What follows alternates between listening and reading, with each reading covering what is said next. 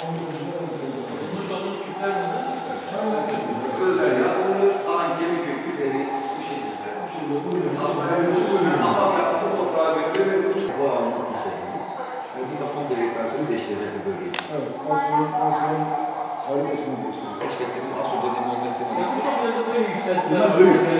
Bunlar büyük. Büyük dediğimiz...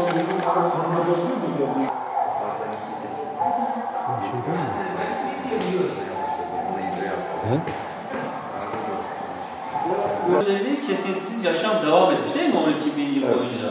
Böyle bir özelliği var. Ta ki Rusul var. Görsellik olarak Çok Bu evlerin o şekilde olduğu tahmin edilen canlandırma yapılmış. canlandırması tamamen böyle. 12 bin yıllık kadim tarihe sahip bu topraklar onun üzerinde medeniyete ev sahipliği yapmış ve günümüze kadar binlerce yıl şekilde ayakta durabilmiş bir toprak burası. Hasankeyf kadim şehir olarak Mervanilerden, Bizanslardan, Romalılardan, Artuklulardan, Osmanlı'dan ve son günümüze kadar ayakta kalmış kadim olan ilçemiz. Hasankeyf'imizde bugün müzemizdeyiz.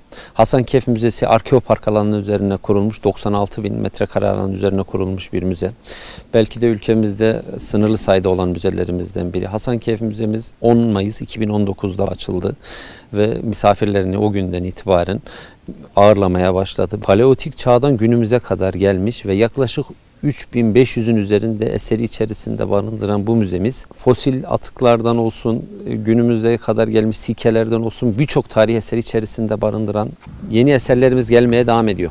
Bunların arasında Mardin, Midyat, Siirt, Diyarbakır gibi yerlerde çıkan eserlerimizi bizler buraya taşımaya devam ediyoruz. Yine arkamızda gördüğünüz gibi Hasankeyf Köprümüzün ayaklarından aldığımız eserleri bizler Hasankeyf'imizin eski görüntüleriyle beraber sergilemeye ve kıymetli misafirlerimize göstermeye de devam ediyoruz.